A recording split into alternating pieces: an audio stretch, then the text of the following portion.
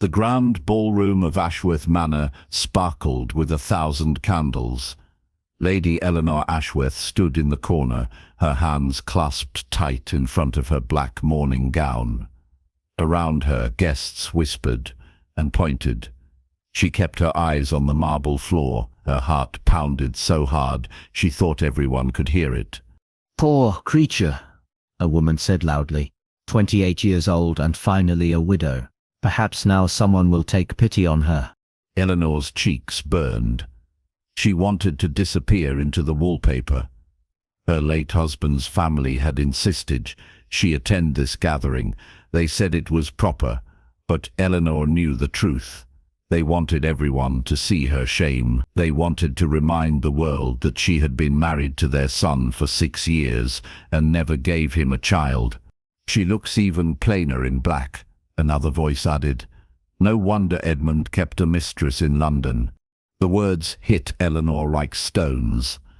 She bit her lip hard. She would not cry, not here, not in front of these cruel people. She had cried enough tears in her marriage to fill an ocean. Edmund had been cold and mean. He told her every day that she was ugly. He said she was worthless. He made sure she knew she had failed as a wife. Now Edmund was dead, thrown from his horse while drunk, and somehow Eleanor still felt like she was the one being punished. The butler's voice rang out across the ballroom. "His Grace, the Duke of Thornbridge." The room fell silent. Everyone turned toward the entrance. Eleanor looked up despite herself. He stood in the doorway like a dark storm cloud, tall and broad-shouldered, with black hair and eyes the color of winter skies. His face was hard and beautiful at the same time. He wore his grief like armor. Everyone knew his story. The Duke had lost his young wife 3 years ago in childbirth. The baby had died too. Since then, he had barely been seen in society. He lived alone in his castle in the north, refusing all invitations and visitors. Why was he here tonight? The Duke's eyes swept across the room. For just a moment, they landed on Eleanor. She felt something strange, like he could see right through her, like he knew exactly what these people were saying about her. Then his gaze moved on. Eleanor's sister-in-law, Catherine, rushed forward. She curtsied so low her nose nearly touched the floor.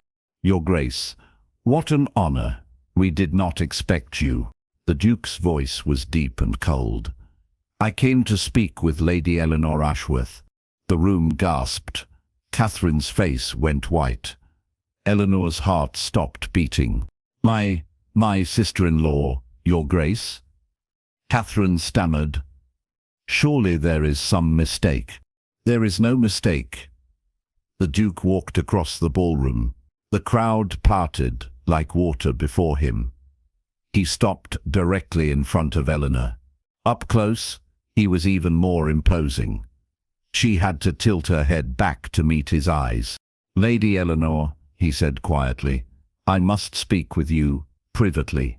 Eleanor's mouth went dry. She nodded because she could not find her voice. He offered his arm. She placed her trembling hand on it. Together they walked through the silent crowd. Everyone stared. Eleanor could feel their shocked eyes burning into her back. Catherine looked like she might faint. The Duke led Eleanor into a small library and closed the door. The sounds of the ballroom faded away.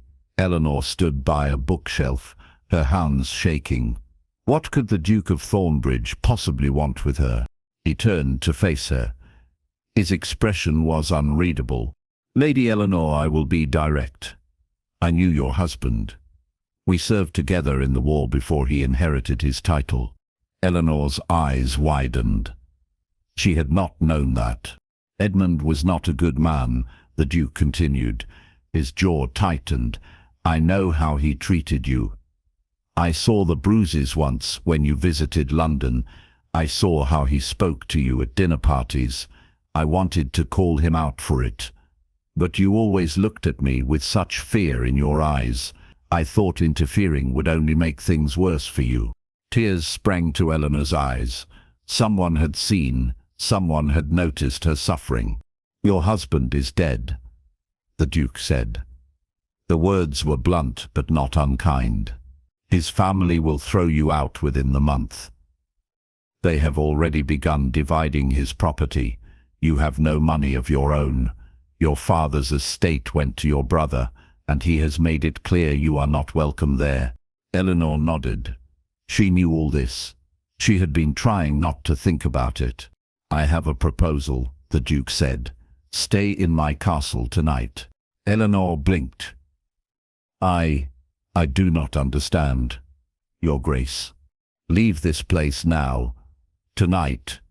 Come with me to Thornbridge Castle. You will be safe there." "But why?" Eleanor whispered. "Why would you help me?" The Duke was silent for a long moment. When he spoke, his voice was softer than before. "Because I know what it is like to be trapped in a cage made by other people, because you deserve better than this, and because I need—" He stopped. Then he said, "I need someone in my home who understands what it means to survive." Eleanor stared at him. This made no sense. Dukes did not rescue poor widows. They did not offer sanctuary to women with nothing to their name. "What would people say?" she asked. "I do not care what people say anymore." The Duke's eyes met hers. Eleanor thought about going back to that ballroom. She thought about Catherine's sneering face. She thought about being thrown out with nowhere to go.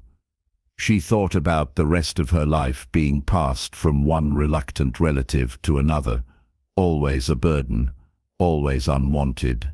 "No," she said quietly. "I do not care anymore either." The Duke nodded. "Then come with me. Now, we will leave through the side entrance. I have no belongings here except what I am wearing. I will provide everything you need." Eleanor took a deep breath. This was madness. She barely knew this man, but something in his eyes made her feel safe, and she had nothing left to lose. "Yes," she said, "I will come with you." The Duke's expression did not change, but something flickered in his eyes. Relief, perhaps, or maybe satisfaction. They slipped out through the library's side door. The Duke's carriage waited in the shadows. It was black and grand, with his coat of arms painted in gold on the door. A footman helped Eleanor inside. The Duke climbed in after her and rapped on the ceiling. The carriage lurched forward. Eleanor looked back at Ashworth Manor. Through the windows, she could see the candles blazing. She imagined Catherine discovering she was gone. She imagined the scandal that would explode tomorrow. For the first time in years, Eleanor felt something like hope stirring in her chest. The Duke sat across from her in the darkness. "You will have your own rooms," he said. "Complete privacy. I will not intrude upon you, but you will be under my protection. No one will dare harm you or speak ill of you while you are in my household." "I do not understand why you are doing this," Eleanor said again. The Duke looked out the window. "Perhaps I need saving as much as you do." They rode in silence after that. The carriage rolled through the dark countryside. Eleanor watched the moon rise over the fields. She felt like she was in a dream. This morning she had woken up as a despised widow with no future. Tonight she was riding in a duke's carriage toward a castle in the north. What would tomorrow bring?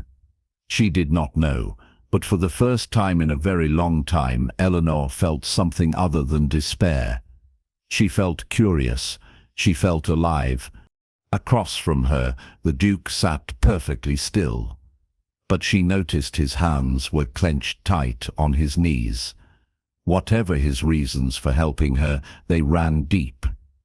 He was not as unmoved by this situation as he pretended to be. Eleanor closed her eyes and let the rocking of the carriage lull her. She was exhausted. Exhausted from years of cruelty and loneliness. But maybe, just maybe, that part of her life was ending. The Duke had called his home a castle. Eleanor had never seen a real castle before. She wondered what it would be like. Would it be cold and empty like its master, or would there be warmth hiding somewhere in its stone walls? She would find out soon enough. The journey took 3 days. They stopped at inns along the way. The Duke always secured separate rooms for Eleanor. He was always perfectly proper. They took meals together, but he spoke little. Eleanor did not mind. She was not used to conversation anyway. Edmund had rarely spoken to her, except to criticize. But she noticed things about the Duke. The way he always made sure she had the best seat by the fire. The way he ordered her favorite foods without asking how she knew what she liked. The way his eyes softened when he looked at her, when he thought she was not watching. On the 3rd evening, they arrived at Thornbridge Castle. Eleanor gasped when she saw it. It rose from the moorland, like something from a fairy tale. Grey stone towers reached toward the sky. Ivy climbed the walls. Lights glowed in the windows, warm and welcoming. "It is beautiful," Eleanor breathed. The Duke looked at his home. "I have not thought so for a long time, but perhaps you are right." The carriage rolled through the gates and stopped in the courtyard. Servants rushed out to greet them. An elderly housekeeper curtsied deeply. "Your Grace, welcome home." "Mrs. Winters," the Duke said. "This is Lady Eleanor Ashworth. She will be staying with us indefinitely. Please prepare the Blue Room suite for her. She is to have everything she needs." Mrs. Winters' eyes widened slightly, but she recovered quickly. "Of course, Your Grace. My lady, welcome to Thornbridge Castle." Eleanor smiled at the kind-faced woman. "Thank you." Mrs. Winters led Eleanor up a grand staircase. The castle was even more magnificent inside. Tapestries hung on the walls. Suits of armor stood in alcoves, but everything was spotlessly clean and well-maintained. This was not a forgotten ruin. This was a home that was loved, even if its master was lonely. The Blue Room took Eleanor's breath away. It was larger than any room she had ever occupied. A fire blazed in the fireplace. The bed was enormous, with soft blue curtains. Windows looked out over the moonlit moors. "Will this suit you, my lady?" Mrs. Winters asked. "It is wonderful," Eleanor said. Tears pricked her eyes. "More than wonderful. I will send up a bath and some supper. As Grace said, you travelled with no belongings. I have taken the liberty of preparing some clothes for you. They belonged to—" Mrs. Winters paused. "They belonged to the late Duchess. His Grace insisted they be kept, but never used. I think she would have been happy for you to have them." Eleanor did not know what to say. To wear a dead woman's clothes felt strange, but she had nothing else. "That is very kind," she managed. Mrs. Winters smiled. "His Grace has not brought anyone to the castle since his wife died. You must be very special, my lady." After the housekeeper left, Eleanor sank into a chair by the fire. She was in a duke's castle. She was wearing a dead Duchess nightgown. She had no idea what would happen next. But she was warm and safe, and no one was hurting her. That was enough for now. A knock on her door startled her. "Come in," she called. The Duke entered. He had changed out of his travelling clothes into a simple shirt and trousers. He looked younger somehow, less like a statue and more like a man. "I wanted to make sure you had everything you needed," he said. "More than I ever dreamed of, Your Grace." "Please," he said quietly. "When we are alone, call me James." Eleanor's heart skipped. That would not be proper. Nothing about this situation is proper. James walked to the window and looked out. "That I find I do not care about propriety anymore. I have followed every rule society demanded. I married the woman my family chose. I was a perfect gentleman. I did everything right. and I still lost everything that mattered. Eleanor stood and moved closer to him. What was her name? Your wife, Sarah. His voice cracked slightly. She was kind and gentle. She did not deserve what happened to her. I am sorry, Eleanor said softly. James turned to look at her. And your husband did not deserve you. You are far better than he ever was. Eleanor's breath caught. No one had ever said anything like that to her before. You do not know me, she whispered. I know enough. James took a step toward her. I know you survived 6 years of cruelty and kept your kindness. I know you held your head high in that ballroom even while they tore you apart. I know you were brave enough to leave everything behind and trust a stranger. You are not a stranger, Eleanor said. You are the only person who ever saw me. They stood there in the firelight, looking at each other. Something passed between them. Understanding, perhaps. Recognition. Two wounded souls finding each other in the darkness. Good night, Eleanor, James said finally. Sleep well. You are safe here. Good night, James. After he left, Eleanor climbed into the enormous bed. The sheets were soft and smelled of lavender. She could hear the wind howling over the moors, but inside she was warm. For the first time in 6 years, Eleanor fell asleep without crying. The next morning, sunshine streamed through her windows. Eleanor woke slowly, confused at first. Where was she?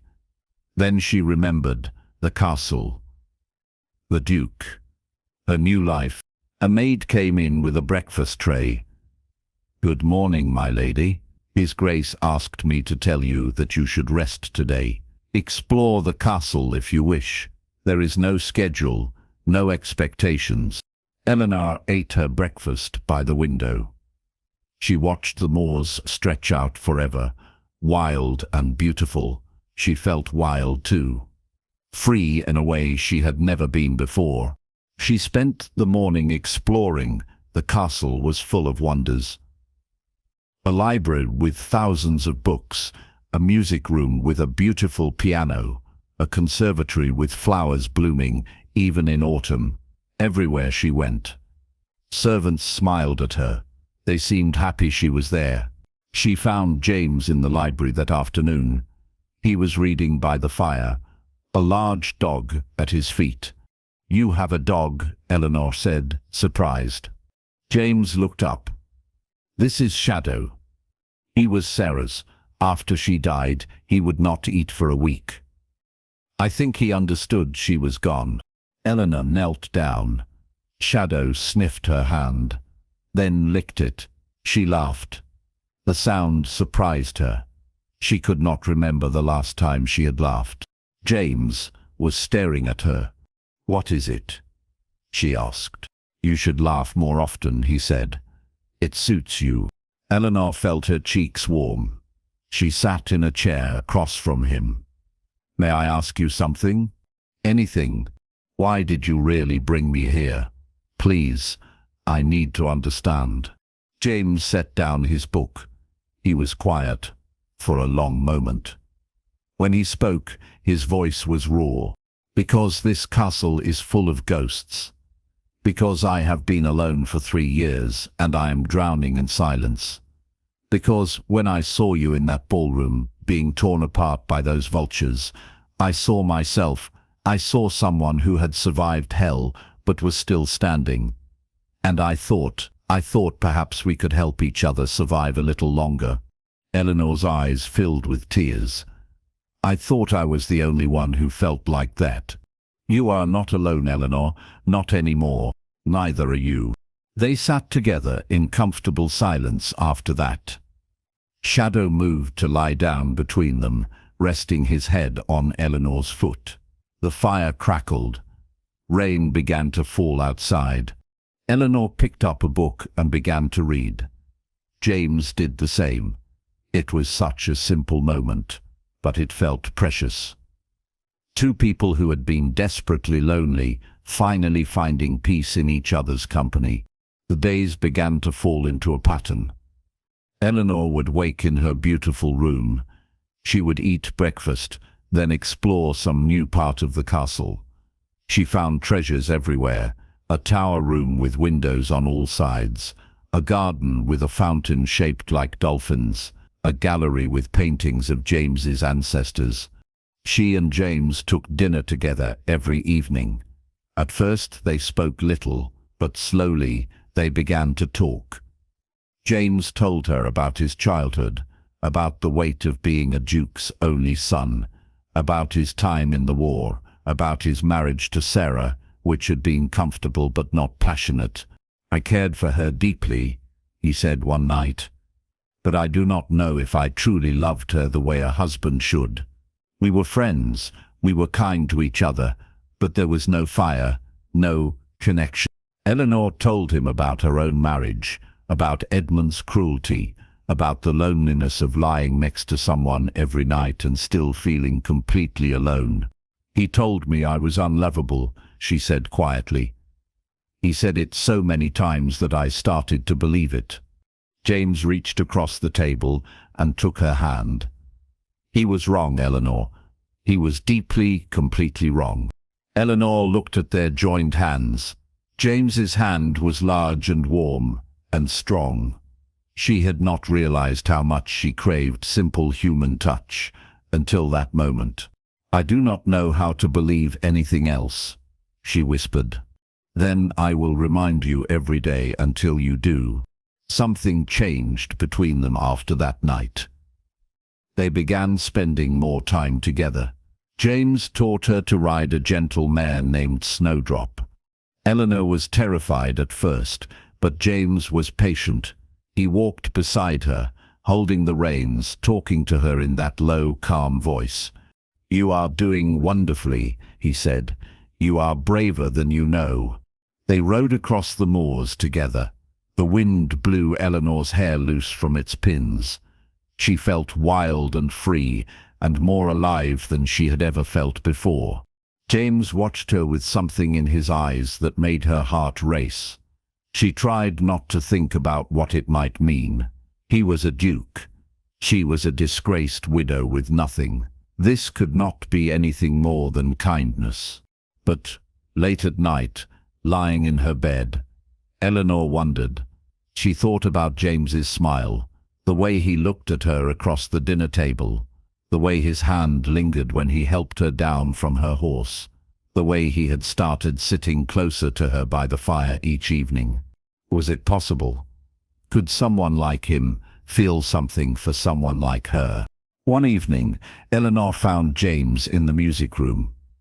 He was sitting at the piano, his fingers resting on the keys, but not playing. "I did not know you played," she said. He looked up, startled. "I have not played since Sarah died. She loved music. She would sit for hours and listen to me play." "Would you play for me?" Eleanor asked. "Only if you want to." James hesitated. Then he nodded. He began to play. The music filled the room, sad and beautiful and full of longing. Eleanor closed her eyes and let it wash over her. When he finished, she opened her eyes to find him watching her. "That was beautiful," she said. "You have a gift." "I had forgotten," James said quietly. "I had forgotten so many things. What it feels like to share something I love with someone who appreciates it. What it feels like to want to do things that bring joy instead of just going through the motions of living." Eleanor moved to sit beside him on the piano bench. "I had forgotten too. What it feels like to be warm. What it feels like to laugh. What it feels like to wake up and not dread the day ahead." They sat close together, their shoulders almost touching.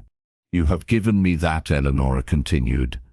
"In just a few weeks, you have given me more happiness than I had in 6 years of marriage." James turned to face her fully. "You have given me my life back, Eleanor. This castle was a tomb before you came. Now it feels like a home again." His hand came up to touch her face. His fingers traced her cheekbone with heartbreaking gentleness. You are so beautiful, he whispered. Eleanor's eyes filled with tears. Please do not say things you do not mean. I have never meant anything more in my life. James's thumb brushed away a tear that had escaped. From the moment I saw you in that ballroom, I thought you were the most beautiful woman I had ever seen. Not because of your face, though you are lovely, but because of the strength in your eyes, the dignity in how you held yourself despite their cruelty, the grace that no amount of suffering could destroy. James, Eleanor breathed. I am falling in love with you, he said. I think I have been falling since that first moment. And I am terrified because I do not want to push you. I do not want to ask for anything you are not ready to give. But I need you to know, you are not unlovable, Eleanor. You are so very, very lovable. Eleanor's hand came up to cover his where it still rested on her cheek. I do not know how to do this. I do not know how to let someone love me. Then, let me teach you. James leaned closer. Let me show you every day how precious you are. Let me prove that you deserve all the love in the world. What if I disappoint you? Impossible. What if I am broken in ways I do not even know yet? Then we will figure it out together. James rested his forehead against hers. I am broken too, Eleanor. But somehow when I am with you, I feel less shattered. Like maybe our broken pieces fit together in a way that makes us both whole. Eleanor closed the distance between them. She kissed him softly, tentatively. James went very still for a moment. Then his hand slid into her hair, and he kissed her back with a tenderness that made her want to cry. When they finally pulled apart, both of them were trembling. Stay with me forever, James whispered. Not as a guest. Not as someone I am helping, but as my wife, as my duchess, as the woman I love with everything I have. Eleanor's heart was pounding. People will say terrible things. They will say I trapped you. They will say I am taking advantage of your loneliness. I do not care what people say. Your family will object. I am a duke. I answer to no one but myself and the king. James took both her hands in his. Marry me, Eleanor. Let me spend the rest of my life making up for all the years you suffered. Let me show you what real love looks like. Eleanor looked into his eyes. She saw sincerity there. She saw hope. She saw a future she had never dared to imagine. Yes, she whispered. Yes, I will marry you.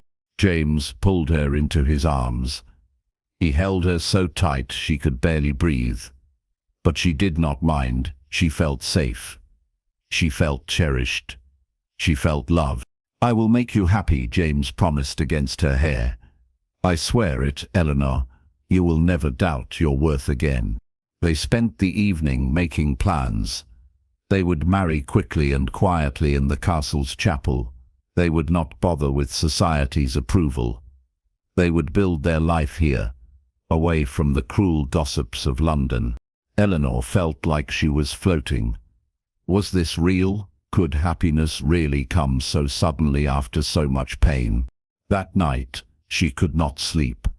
She kept expecting to wake up and find it had all been a dream. She got out of bed and wrapped a shawl around herself. She wandered down to the library. James was there.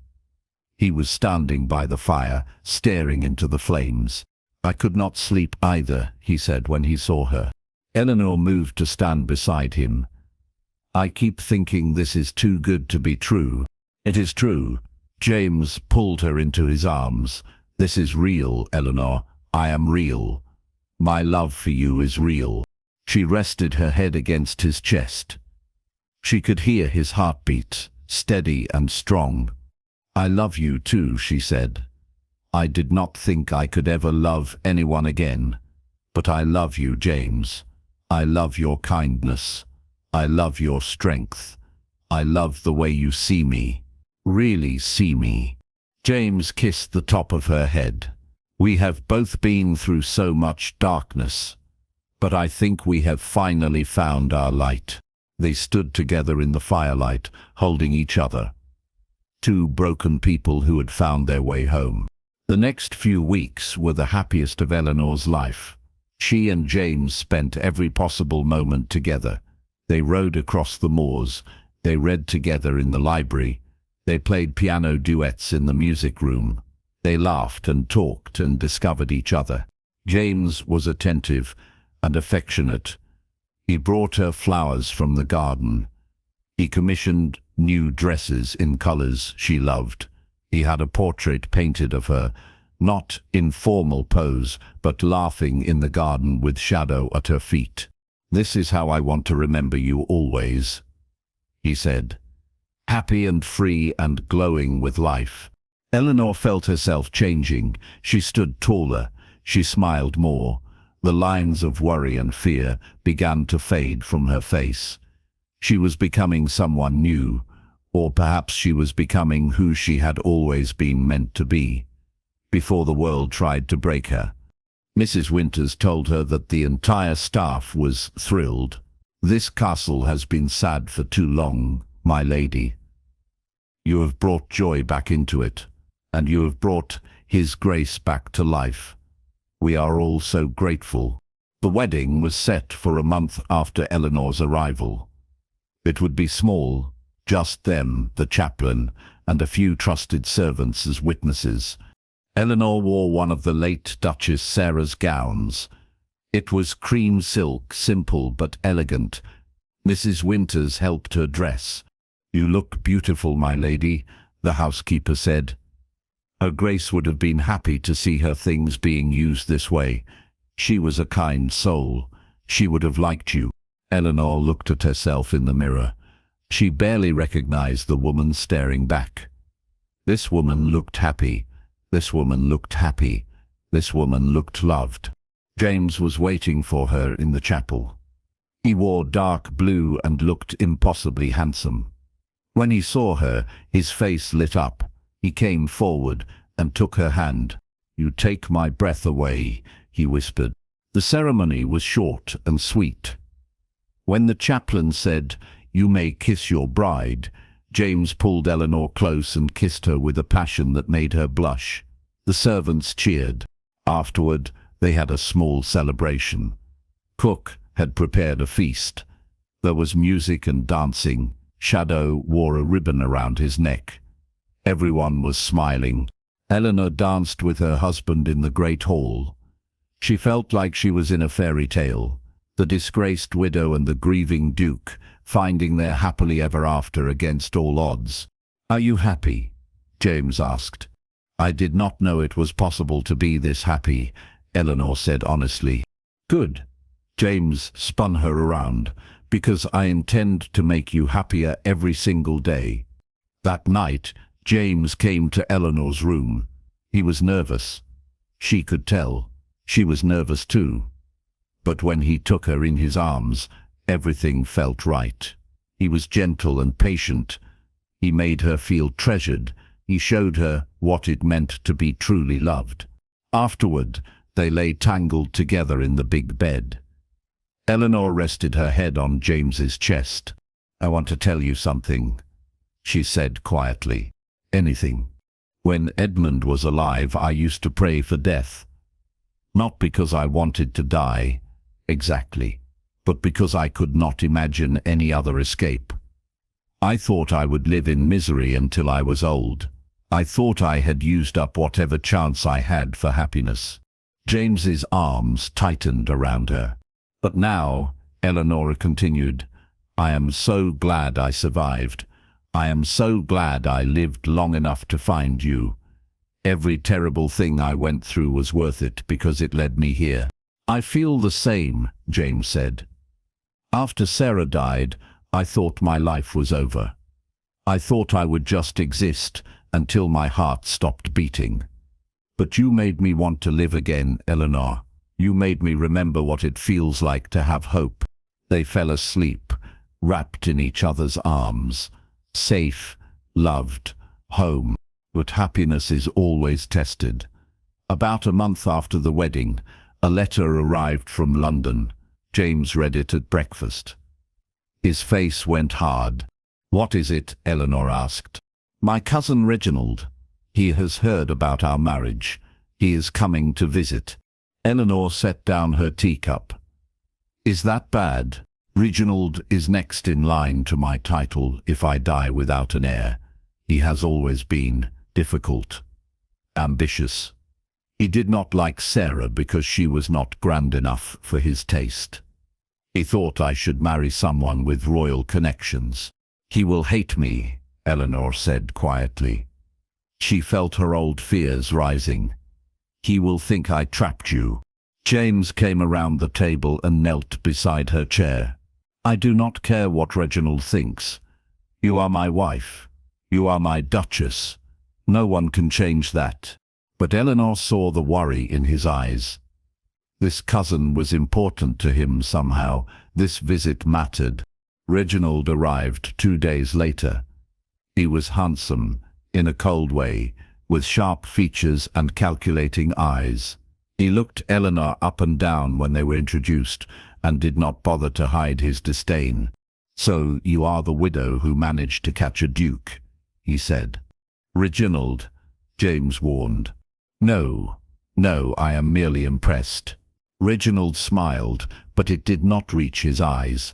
It usually takes longer for fortune hunters to land such a prize. "But you did it in what, a month?" "Quite efficient." Eleanor felt like she had been slapped. All her old insecurities came rushing back. Was that what everyone would think? That she was a fortune hunter, a manipulator? "That is enough," James said coldly. "Eleanor is my wife and your Duchess. You will treat her with respect." "Of course, cousin." Reginald bowed mockingly. "I would never disrespect your choice." Dinner that night was awful. Reginald dominated the conversation. He talked about London society, about all the eligible young ladies who had been heartbroken when they heard of James's marriage, about how everyone was shocked that James had married someone so unsuitable. Eleanor ate very little. She kept her eyes on her plate. She felt James's anger radiating from across the table, but he was trying to keep the peace with his cousin. After dinner, Reginald cornered Eleanor in the hallway. "Let me give you some advice, Your Grace," he said, his voice dripping with false kindness. "Enjoy this while it lasts. James will eventually realize what a mistake he made. He married you out of loneliness and pity, but once he returns to society, once he remembers what he could have had, he will resent you, and then you will be even more miserable than you were with your first husband." Eleanor's hands shook. "You do not know anything about our marriage." "Do I not?" Reginald leaned closer. "I know James. I grew up with him. He has always been too soft-hearted for his own good. He sees wounded creatures and wants to save them. You are just his latest project. But projects get boring, Your Grace. And when he gets bored, where will you be?" Eleanor fled to her room. She sat by the fire, Reginald's words echoing in her head. Was he right? Had James married her out of pity? Did he see her as a project to fix? James found her an hour later. He took one look at her face and knew something was wrong. "What did Reginald say to you?" "Nothing that was not true," Eleanor said. Her voice sounded flat and defeated. "He said, you married me out of pity, that I am a project you will eventually grow tired of." "Eleanor, no." James pulled her to her feet. "That is not true. That is not even close to true." "How do I know?" Eleanor pulled away. "How do I know you did not just feel sorry for me? How do I know this is real love and not just kindness?" James looked stricken. "Because I know the difference.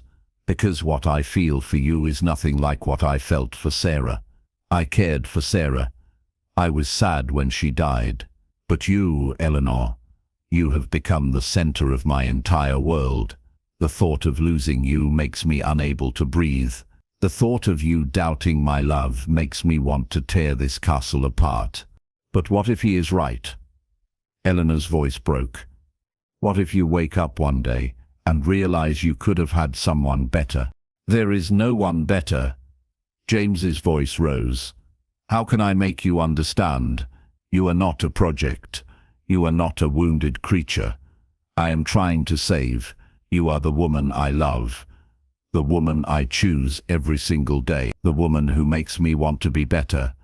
Not because you need fixing, but because you inspire me to be worthy of you. Eleanor wanted to believe him. But Reginald's poison had done its work. All her old doubts were back. I think you should go, she whispered. I need to be alone. James looked like she had stabbed him. Eleanor, please, just go. He left. Eleanor collapsed into her chair and cried. She cried for the happiness she had thought was finally hers. She cried because she had dared to believe she could have a fairy tale. She cried because deep down she was still that woman in the ballroom being torn apart by cruel voices. She stayed in her room for 2 days. Mrs. Winters brought food that Eleanor did not eat. Shadow scratched at her door and whined, but Eleanor did not open it. She could not face anyone. On the 3rd day she heard shouting downstairs. She opened her door and listened. You will leave this house now. That was James, angrier than Eleanor had ever heard him. I am only thinking of you, cousin. Reginald's voice was smug. This marriage is a disaster. Everyone in London is talking about it, about how you have lost your mind. I do not care what London thinks. You should care what your family thinks, what your name means. You have a responsibility to your title. My only responsibility is to my wife, and you have hurt her with your vicious lies. They are not lies. She is beneath you. Everyone can see it. There was a crash, then James's voice, low and deadly. If you ever speak about my wife again, I will destroy you. I will use every bit of power my title gives me to ruin you. Do you understand me, Reginald? You have gone mad. No. For the first time in my life, I am thinking clearly. Eleanor is worth 1,000 of you. 1,000 of any so-called noble person in London. She has more grace and strength and genuine goodness than anyone I have ever met. And I will not let you or anyone else make her doubt that. Silence. Then Reginald's footsteps heading for the door. You will regret this, James. The only thing I regret is not throwing you out sooner. The door slammed. Eleanor stood frozen at the top of the stairs. James had defended her. He had thrown out his own cousin for her. He had called her worth 1,000 of anyone else. She found him in the library. He was standing by the fire, his hands braced on the mantel. His whole body was tense. James, she said softly. He spun around. When he saw her, relief flooded his face. Eleanor. She ran to him. He caught her in his arms and held her so tight it almost hurt. I am sorry, she sobbed. I am so sorry I doubted you. No, I am sorry. I should have protected you better from Reginald. I should have sent him away the moment he insulted you. Eleanor pulled back to look at him.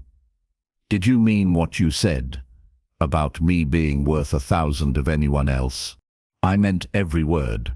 James cupped her face in his hands. You are the best person I know, Eleanor. The strongest, kindest, most beautiful soul. And I will spend every day of my life proving to you that you are worthy of every good thing this world has to offer. Eleanor kissed him. She poured all her love and all her trust into that kiss. When they broke apart, both of them were crying. I love you, she said. I love you so much, it terrifies me. I love you too, James said.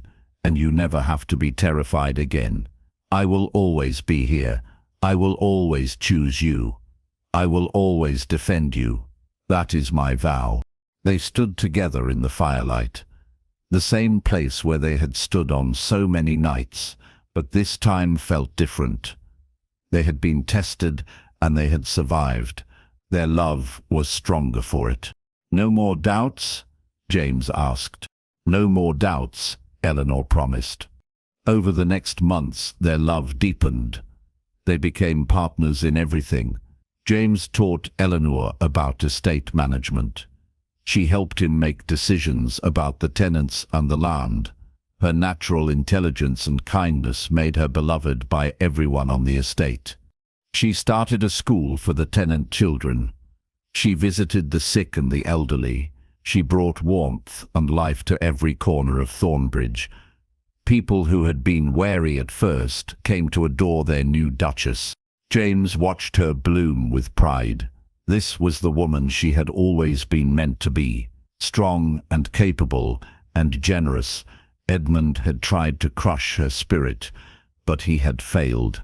She had survived, and now she was thriving. One evening, Eleanor had news to share. She and James were sitting by the fire as usual. Shadows snored at their feet. "I went to see Dr. Morrison today," Eleanor said. James looked up from his book. "Are you unwell?" "No, I am perfectly well." She smiled. "James, I am with child."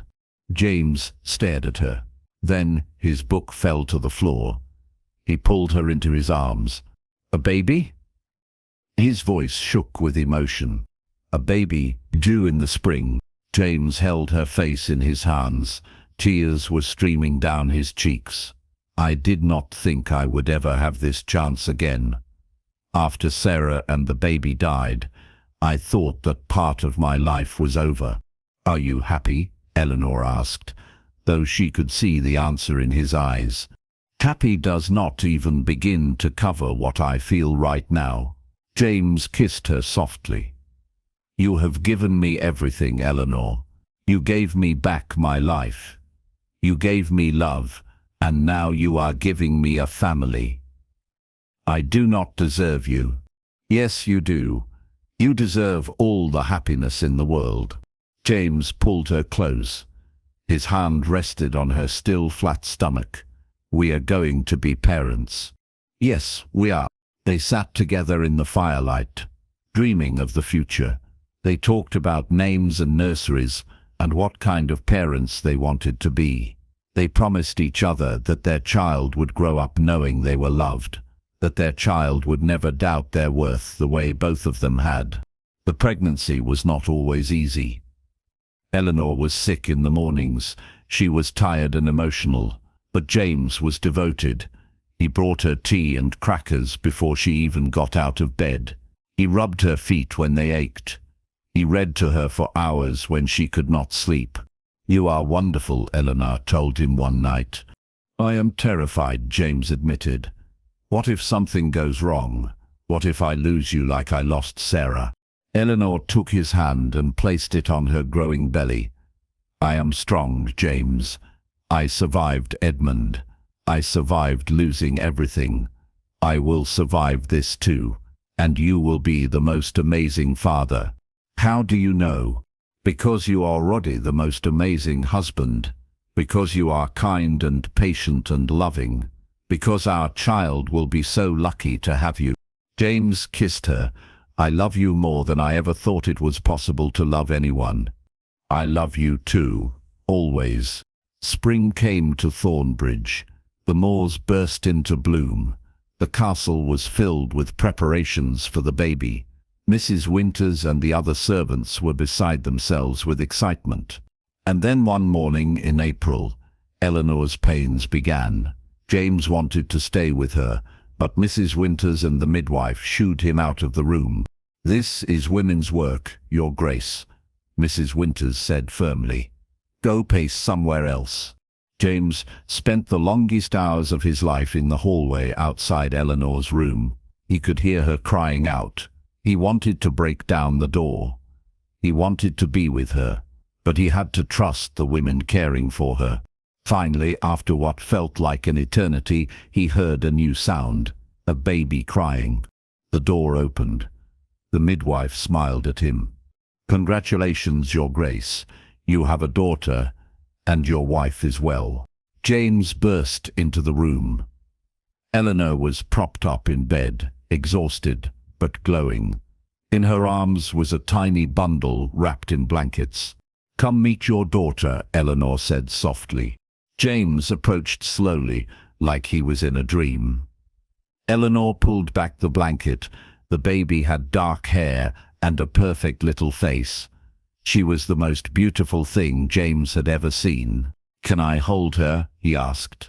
Eleanor placed the baby in his arms. James looked down at his daughter. She opened her eyes and looked at him.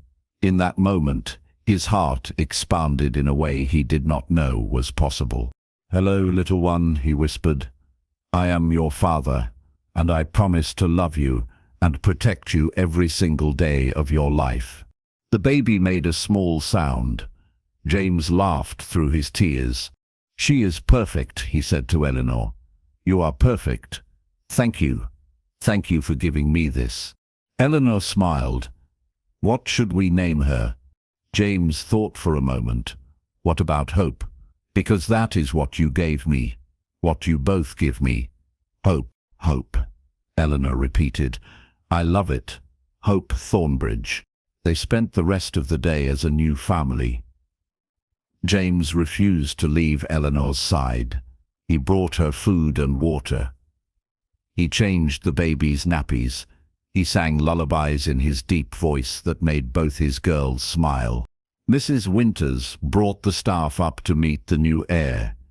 Everyone cooed over baby Hope.